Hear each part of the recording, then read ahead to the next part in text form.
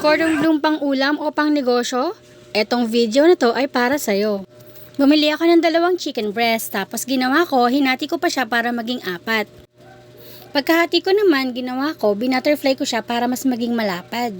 Or kung maaari, hatiin nyo siya ng mas malaki sa ham na gagamitin nyo. At yan, kung napansin nyo, hindi naman siya sobrang laki at sobrang nipis, diba? Tapos, syempre, dapat para mas maging tender yung chicken natin, pupupukin natin siya pero hindi masyadong pukpok na magbubutas-butas na, ha? Pagkatapos natin pukpukin, kailangan po natin siyang lagyan ng seasoning. Salt and pepper lang po yung ginamit ko pero mas masarap kung meron kayong dadagdag na paprika.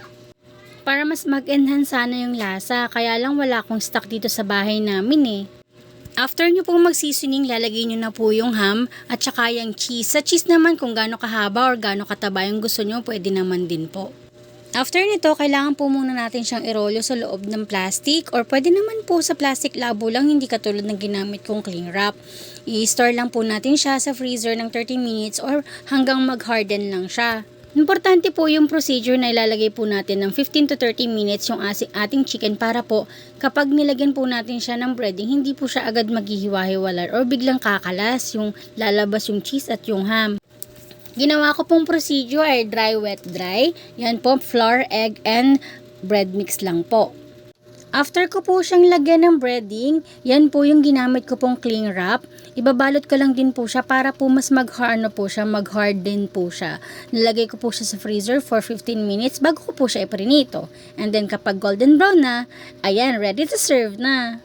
Mas maganda bago nyo po hiwain, hintayin po natin mag-set po muna ng 5 to 15 minutes po yung ating chicken bago po natin i-slice ha. Para po mas mag-enhance pa po yung lasa.